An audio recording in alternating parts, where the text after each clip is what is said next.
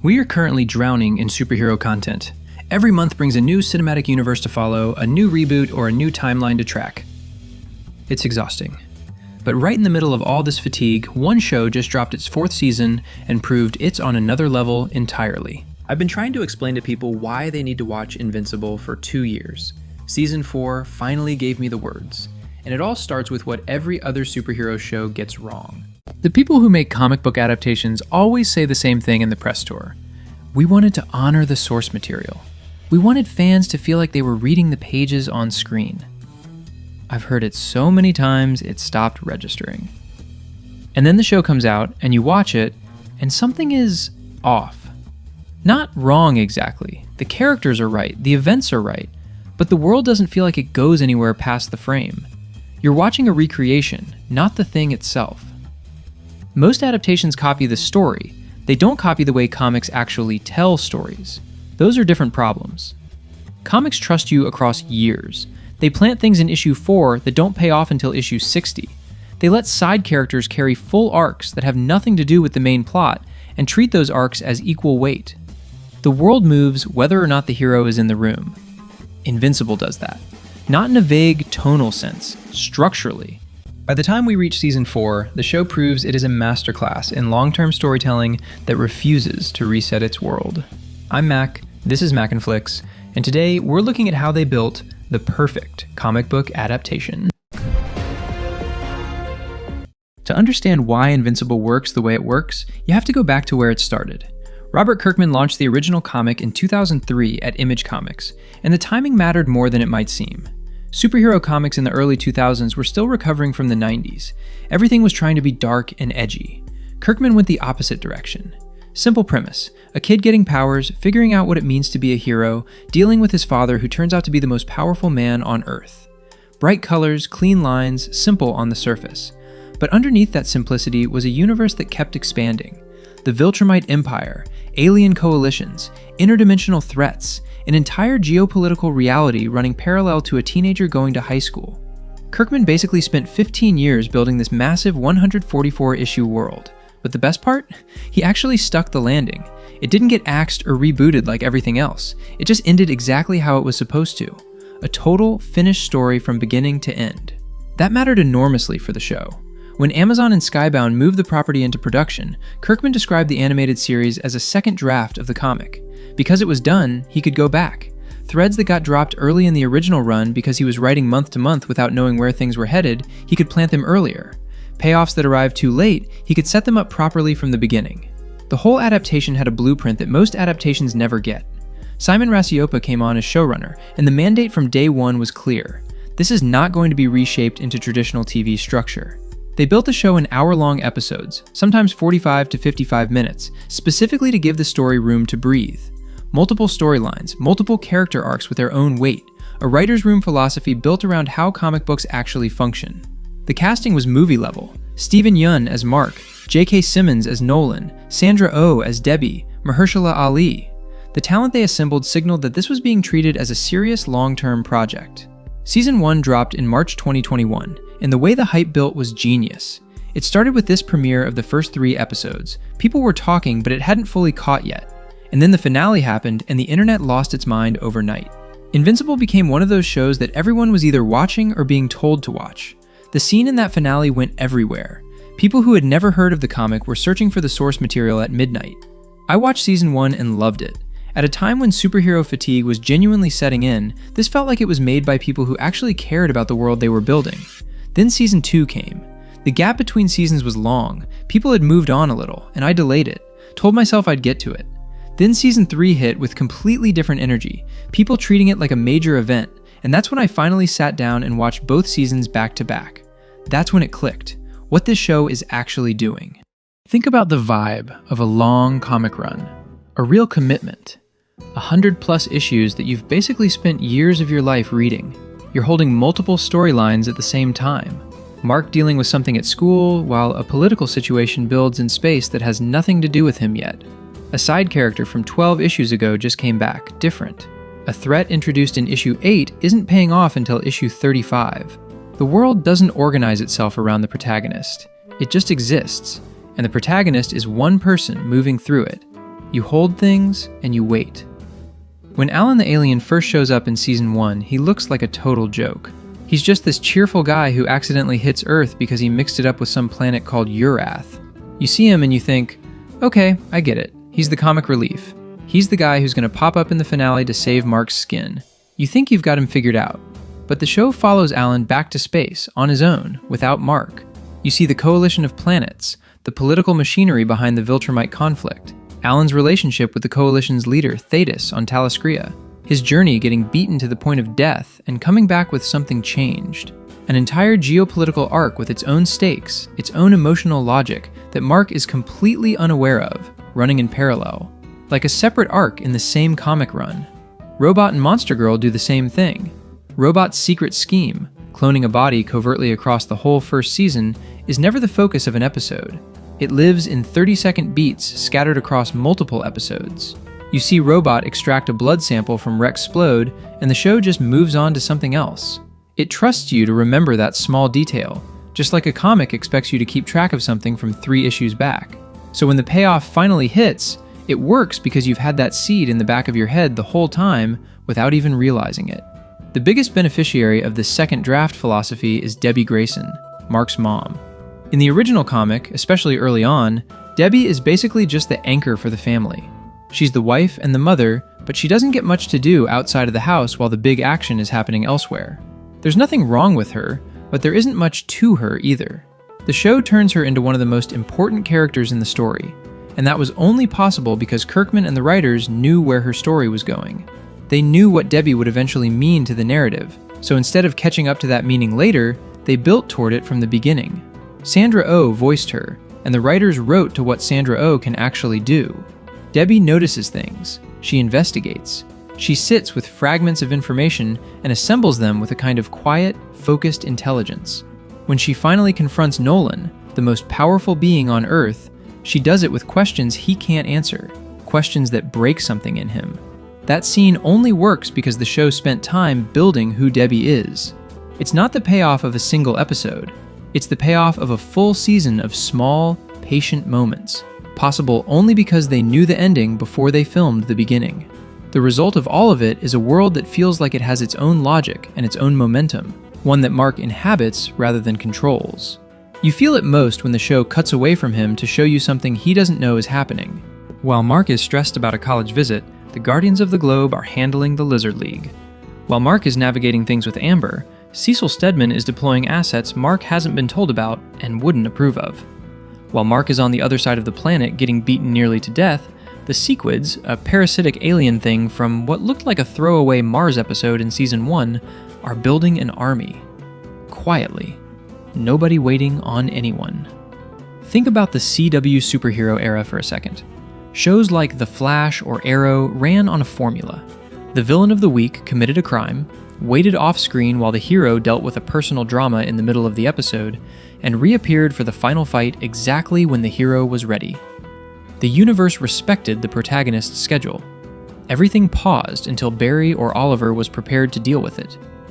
Invincible doesn't do that. Take that Mars episode from Season 1. Mark goes up there to protect a group of astronauts, thinks he gets everyone out, and heads home. Simple, right? Except he missed one. A parasite latches on to the guy left behind, and then the show just moves on. It doesn't explain it or resolve it, you just kind of file it away and keep watching. And it doesn't come back for a long time. But suddenly, you're deep into Season 2, and these Sequids are a world-ending threat. Because while Mark was busy doing other stuff, Russ Livingston was building their army on Mars and steering it straight toward Earth. That's the comic book brain at work. Cecil Stedman is the clearest example of how this works at the character level. He runs the Global Defense Agency, and he's not a good person. He's also not a villain. He's practical in a way that's harder to place than either of those labels. Cecil knows Mark is a teenager, knows he's half Viltrumite, knows that under the wrong circumstances, Mark could destroy the planet. So Cecil operates under the assumption that the hero might not always save them, or might one day be the thing they need saving from. The show cuts away from Mark regularly to show Cecil running his operation, recruiting D.A. Sinclair to mass-produce cybernetic soldiers, building contingency weapons, making deals that Mark would never authorize, implementing plans that are morally wrong in service of outcomes that are practically necessary. The conflict that generates, Mark's idealism running into Cecil's cold pragmatism, is one of the show's central tensions. The show never labels it as a theme. It just keeps showing you both of them operating in the same world and lets you decide where you land. Then there's the criminal underworld. Titan is building a play to take over Machine Head's operation, and that storyline exists completely independently. When Mark gets pulled into it for one episode, the show frames it like he's walking into their world as a guest in their story. Then he leaves, and their story continues. The criminal underworld doesn't care about the Viltrumite Empire, and the Empire doesn't care back. Mark is one person trying to figure out which fire to put out first. And then there are the Flaxons. They come from a dimension where time moves faster than on Earth, so they invade, get beaten, return to their dimension where decades pass, and come back with radically advanced military technology in what feels like days on Earth. A relentless, cyclical threat operating on a completely different temporal logic. When Omni-Man goes into their dimension to stop them, he's gone from Earth for hours. He comes back with a full beard. He was there for months, systematically dismantling their civilization. The show gives you that in one visual beat and moves on. It trusts you to do the math and feel the weight of it. Quick pause. If you're enjoying this breakdown, please hit like and subscribe. It helps the channel out a ton. Most streaming shows these days are basically built to be binged. Every cliffhanger and plot beat is designed to make you watch 4 episodes in a row until 2 a.m. It feels like one long movie chopped into pieces. Invincible doesn't really do that. It has this different rhythm, where every episode actually feels like its own thing, with its own stakes.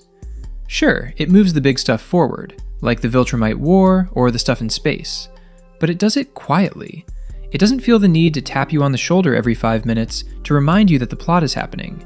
It just happens. It's paced like a monthly comic, like each episode is an issue. You're being asked to hold multiple threads simultaneously across many episodes, without them being flagged as important. That's exactly what reading comics asks of you. You flip through an issue, and there's one panel of something that might be significant. You file it. You don't know when it'll pay off. You hold it. When Robot's scheme fully reveals itself and you can trace every seed backward, it lands because you earned it. You held the detail. Kirkman and Raciapa have been clear about this. The animated series is built to run 7 or 8 seasons. To do that, you cannot exhaust major storylines ahead of schedule. You have to trust time and let things develop at the speed they actually need. The title card is one of my favorite things about the show. Every episode, at some point, a character is about to say the word Invincible. Right before the word lands, cut. The title card hits, music drops, and you didn't even get to hear it. I love this, because it tells you exactly what you're in for. Mark never gets to be comfortable. He never gets that big, heroic moment where he stands tall and says his name. Every single time he's even close to looking like a classic hero, the show just cuts him off. The world doesn't pause for ceremony, and the card itself is tracking the whole season in real time. Season 1, it starts clean, bright yellow and blue, almost cheerful. By the finale, it's covered in blood. The card has been showing you where the season is going, one episode at a time, and you only notice how far it's traveled when you look back at where it started. Season 2, the card cracks. The dark blue breaks through from underneath. Season 3, you get glitches, multiple color versions of the logo, each one a different multiverse variant of Mark that's coming. The title card is foreshadowing across an entire season. Most people don't catch it until the second watch, which is exactly the point. It's there for people paying attention, the way you pay attention to comics. The Sequids. Sinclair going from standalone villain to GDA asset, the Flaxon time dilation. None of these are accidents. They're planted, and the show trusts time to make them pay off. When I watched seasons 2 and 3 together, the pacing of season 2 stopped feeling slow and started feeling like setup. That feeling of being deep in a long comic run, knowing the story is building towards something that hasn't arrived yet, and being okay with that. I hadn't felt that in a long time. Mark Grayson is called Invincible. His superhero name is literally Invincible. But the thing is, he loses almost every fight. He gets beaten badly. He gets put in a coma. He gets beaten by his own father in a way that's so brutal and so public that it's basically trauma, both for him and honestly for everyone watching it. By my count, Mark only comes out on top in maybe 5% of the fights in this show. I think about how most superhero stories are built on the assumption that the protagonist is, deep down, going to be okay. They lose temporarily, have a crisis of confidence, find something inside themselves, and win. The question is never if the hero wins, it's when and how, and with what lesson learned along the way. With Mark, the show is asking something different. Whether he can survive this world without losing himself. That's what's actually at stake, and that's a scarier story. Raciapa put it plainly in an interview. Season 1 is Mark wanting to become his father. Season 2 is Mark terrified that maybe that could happen. That's the entire arc. One revelation flips everything that came before it. Every defeat accumulates. They don't reset. Raciapa was direct about this. Nothing ever resets. A lot of our characters are carrying emotional trauma from things that happened back in Season 1. Battle Beast beats Mark so badly he ends up in a coma, and the world has to keep going without him. The GDA scrambles to cover the gap. His family sits with the real possibility that he might not come back. The show doesn't treat his absence as a dramatic pause before the hero returns. It treats it as a crisis with genuine stakes and no guaranteed resolution. By each episode, by each season, that weight is visible on him, in how he hesitates, in how scared he is of what he might do if he stops holding back. Cecil describes Mark as a walking atomic bomb, and Mark knows it. So part of why he loses fights is that he's terrified of what he'll do if he fully commits. He pulls a punch to avoid killing someone and loses the tactical advantage. He stops to save a bystander instead of finishing the fight and takes damage he shouldn't have to take. Angstrom Levy shows him alternate universes where Mark didn't hold back, where he chose power over conscience and became his father. Almost every version of him made that choice. The multiverse is full of Marks who went that direction and didn't come back. The Mark we've been following is a fragile anomaly. Someone who keeps getting shown every reason to become a monster and keeps choosing not to. Because of all of it, because every win Mark has is earned through a specific accumulation of losses, when the Season 3 finale fight happens, it hits at a level I genuinely struggle to describe. I've watched a lot of superhero content. Movies, shows, cartoons, comics. I thought I had a pretty good sense of what this kind of action could do to me. But then the Season 3 finale happened. And I was just not ready. I sat there after it ended and couldn't move. Because the show had spent 2.5 seasons making me understand what every punch costs. Every time Mark got up when stopping would have been rational, I had felt that accumulating. So when the biggest fight of the series arrived, I already understood what was at stake and what it would cost. The fight delivered on every bit of it. That patience is what bought it. By the time you reach that fight, you understand Mark as a specific person, traumatized, terrified of himself, desperately trying to hold on to something human inside all of this. And watching him fight from that place is on another level. But the physical damage is just a symptom of the real problem.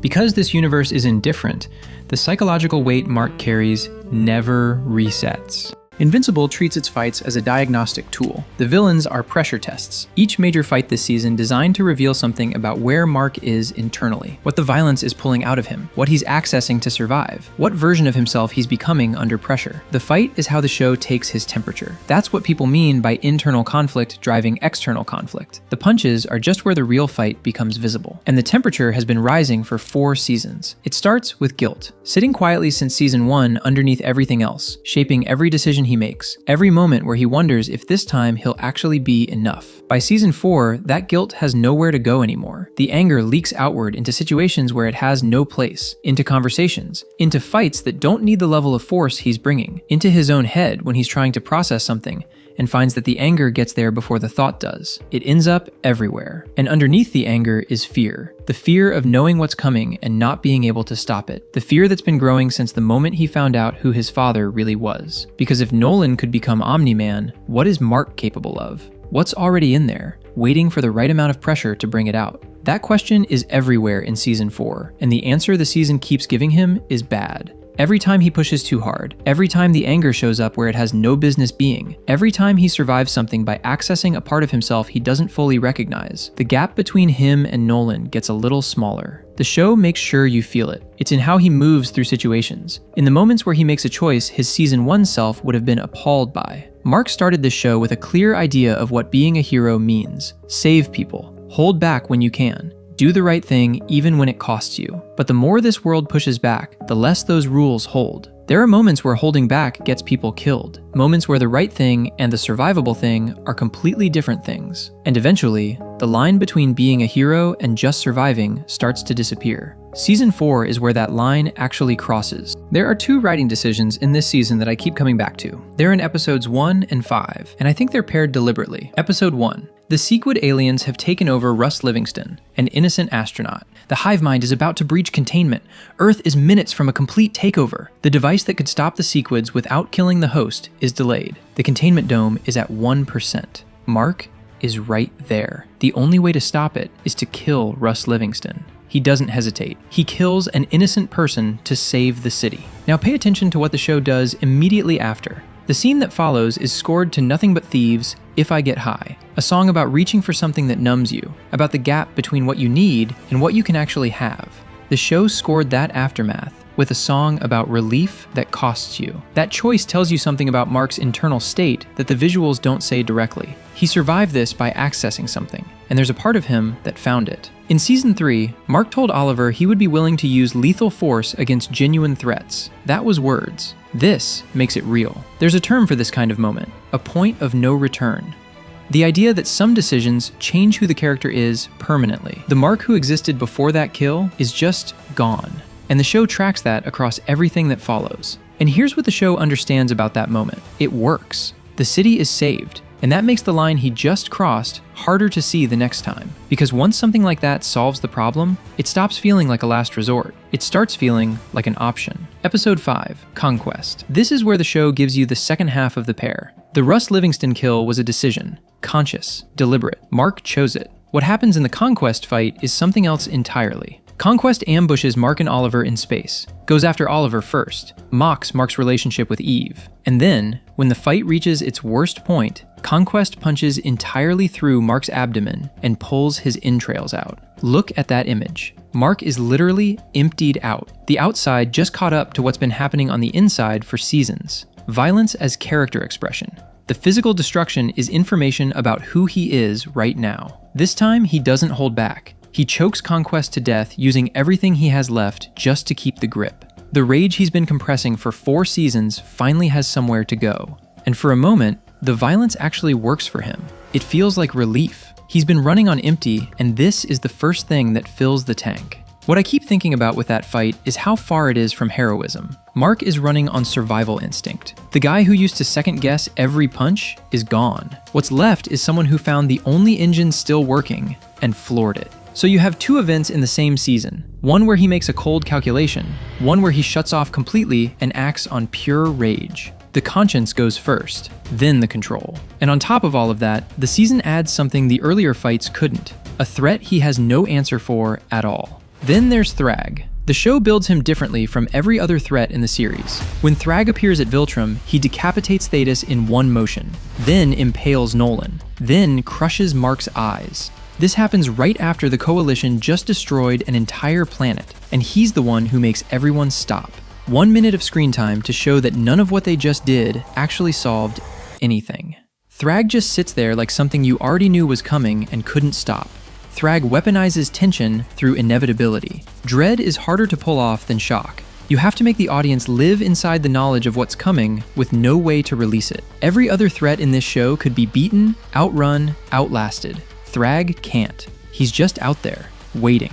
And Mark has to keep waking up every day knowing that. He has to keep fighting smaller battles, keep holding things together, while carrying the knowledge that there's something on the horizon he has no answer for. Just dread, with nowhere to put it. That's what Mark carries into the finale. And then the finale does something with it that I didn't see coming. The show has a pattern with its villains that I didn't fully clock until Thragg showed up. Conquest was a pressure test for Mark's body. Pure physical destruction. someone who genuinely enjoyed it, a fight that asked whether Mark could survive at all. Angstrom Levy was a pressure test for his identity, every alternate universe version of Mark that went the wrong direction, proof that he's one bad decision away from becoming his father. Each major villain is designed to find a different crack in the same person and push on it until something gives. Thragg is a pressure test for Mark's responsibility. The ring of corpses orbiting the planet Viltrum isn't treated as a tragedy in Viltrumite culture, it's a monument. Proof that the weak were removed and the strong survived. Thragg carries that worldview with complete, cold conviction, and the show understands something about that kind of villain that most superhero stories miss. A person who genuinely believes what they're doing is right is harder to beat than someone who's just powerful. You can outlast power. You can't argue someone out of a cosmology. The writers understood that to make Thragg work as the final villain, he couldn't just be stronger than everyone else. He had to be the version of Mark's world that has no answer. And 4 seasons of building Mark's idealism, his refusal to kill, his belief that holding back is what separates him from his father, the thing he's been protecting about himself across every fight, means Thragg arrives at exactly the moment when all of that has been worn down to almost nothing. The timing is the weapon. The show built Mark's breaking point for 4 years, specifically so Thragg could aim at it. The crisis doesn't end when the external threat ends. Sometimes it starts there. The climax of Season 4 is an episode spent inside Mark's head, a person whose mind has been taken over by years of violence, loss, and the terror of knowing an enemy exists that he cannot beat. He sees Cecil impaled through the torso. He sees his friend William's jaw ripped off. He sees Eve's eyes crushed. He sees his mother's head removed. None of these are random. Take a second with that. His mind, under the worst pressure it's ever been under, chose those 4 people and those 4 specific injuries. Out of everything he's seen across 4 seasons of violence, that's what's sitting deepest. Every vision traces back to something he's already seen. Cecil impaled the exact way he watched his father get impaled by Thragg. William's jaw echoing Oliver losing his arm at Viltrum. Eve's eyes, the injury Thragg inflicted on Mark himself, placed on the person he loves most. Debbie, the complete destruction of the one thing that has always meant home. His brain is taking the worst things he's already witnessed and placing them on the faces of the people still alive. That's how this kind of damage works. The past reshapes how you see the present, and the show gets it exactly right. The episode puts you inside his head. Subjective storytelling. The camera stops showing you the world as it is and shows you the world as he's experiencing it. It only works when the show has spent enough time building what's actually in someone's head before it takes you in there. 4 seasons of that. It earns it. When Thragg finally delivers his ultimatum, 37 Viltrumites already hidden on Earth and ready to rebuild, Mark has to make a choice. Fight Thragg and lose everyone. Accept the deal and live with the enemy embedded in his home. He thinks of Eve. He accepts the deal. By this point, he's just trying to keep everyone alive. He's saved them, and he's floating alone in the upper atmosphere, exhaling, looking like someone who survived something they're still processing. Every Invincible finale before this one ends with something getting destroyed. Season 1 ends with Nolan dragging Mark through a subway car full of people. Season 3 ends with a fight I'm still not fully over. The show trained you across 4 seasons to expect that the finale is when it finally lets go of everything it's been building and just swings. Season 4's finale is a conversation. 2 people floating above the earth, talking. The craft decision there is called a subverted expectation. You condition the audience to anticipate a resolution that matches the scale of the problem, then deliberately withhold it. The reason it actually works in this season is that the real climax already happened inside Mark's head. The hallucinations aren't a trauma sequence dropped into the finale for emotional weight, they're the actual turning point. So when Thragg delivers the ultimatum, 37 Viltrumites already hidden on Earth, interbreed or the planet burns. The conversation is the aftermath of a fight Mark already lost. Thragg doesn't need to beat him, the show did it for him. All Thragg has to do is show up and offer terms. There's a writing principle behind that choice. The most devastating villain endings in fiction don't come from the villain being stronger, they come from the villain being right about where the hero breaks. Thragg didn't study Mark's power level, he studied his love for the people around him, and he built an ultimatum that makes saving them the mechanism of defeat.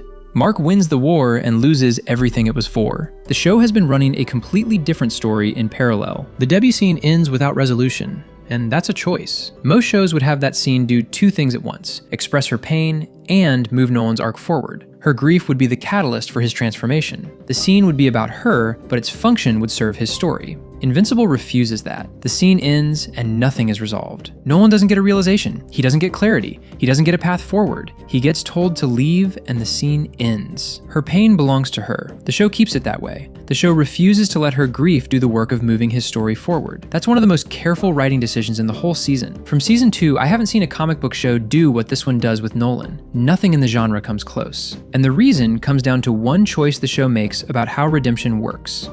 The standard move for a villain redemption is what I call the switch flip. One moment of clarity, one good deed, accepted back in. Clean, fast. Invincible goes for an earned redemption arc instead, where change happens in real time, through real resistance, with no guarantee that anyone will ever accept it. It makes it cost something every single time, because real change doesn't work any other way. Nolan started as a simple character. He came from another planet to conquer Earth. He didn't care about the people there. A mindset built inside Viltrumite conditioning. The strong take, the weak get absorbed. Pure instruction. He followed it for centuries. He understood what he was doing on Earth in season 1, he just didn't care. Then his wife, his son, 20 years of a life he was never supposed to build. All of it started doing something to him from the inside. The gap between what he was conditioned to believe and what he actually felt became impossible to hold together. When he comes back to Earth in season 4, the show gives him 3 scenes, each one in a completely different register, each one refusing to give him anything. The Debbie scene, I already told you why it ends the way it does. She punches him until her own knuckles bleed against skin she can't actually damage. She tells him he killed the man she loved. She tells him that if she was supposed to change him, she failed.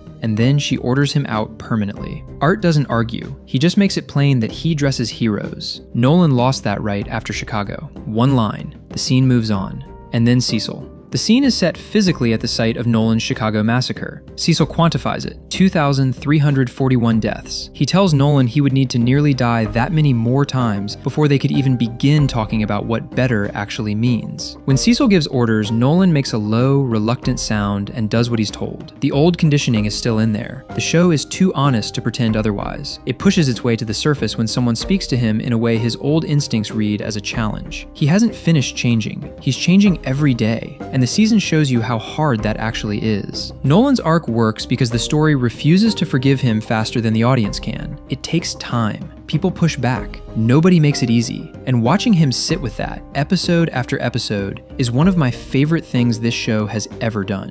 Now, the dinner scene. And I want to talk about the song choice, because it's doing more work than people usually clock. Before Mark and Oliver leave for the war against Viltrum, Debbie insists on one last dinner. Everyone at the table. Mark, Oliver, Eve, Debbie, Paul. Scored to Sarah Jaffe's Clementine. Clementine is a song about grief with nowhere to go, about something that's already lost. Nobody at that table says any of that. The scene is quiet, but the song is saying it for them. And honestly, that dinner was one of my favorite moments in the entire season. In a superhero show, a family dinner. That tells you everything about what kind of show this is. I think about that dinner every time this show does something brutal, because everything that hits hard in this show is built on top of moments like that one.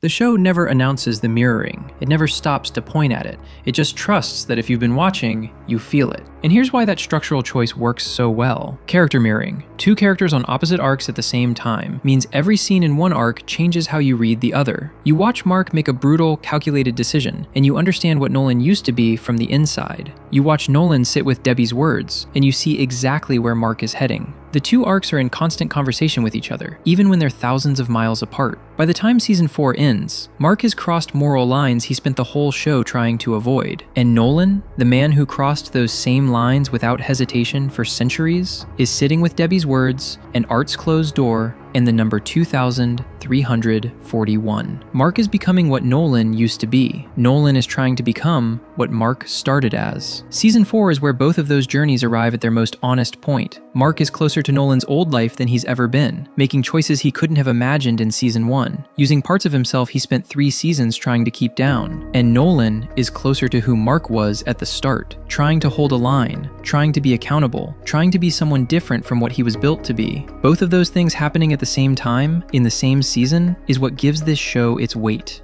And the characters around them are asking the same question in their own ways. Debbie refusing to perform forgiveness she doesn't feel. That's her holding on to who she is in a situation designed to flatten her into a supporting role in Nolan's story. She won't give him that. Oliver getting his arm ripped off on the surface of a dying planet is what it actually costs to belong to this world rather than just wanting to. Eve hiding her pregnancy to protect Mark from more weight before the war. The show treats that with the same care it gives any fight scene. Every story the season tells feeds the same thing. What's at stake in this show is never the planet. The planet is just the frame. What's at stake is always the person inside it. And by the end of season 4, both of those people are in a worse place than where they started. The war is over, the season ends, and neither of them is okay. Mark floats alone in the upper atmosphere, having just allowed the enemy to embed itself in his home. Nolan carries his rejected apology and the number Cecil gave him like a debt he can never pay off. Nothing is resolved. What gets me about both of those endings is how quiet they are. Mark accepts the deal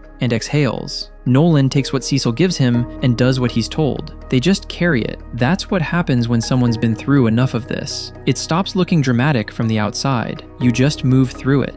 And this show gets that in a way that actually surprised me. Somewhere around the moment Nolan beat Mark half to death over a train, this show figured out that saving the world was never actually the question. It's about what saving it turns him into. And season 4 is where that really becomes impossible to ignore. What being a hero slowly does to the person underneath, that's the show. And it turns out that question has no clean answer, just choices, and the weight they leave behind. And the next morning, when Mark is still there carrying all of it, still trying to figure out who's left. The show does something in the finale with Eve that I didn't see coming.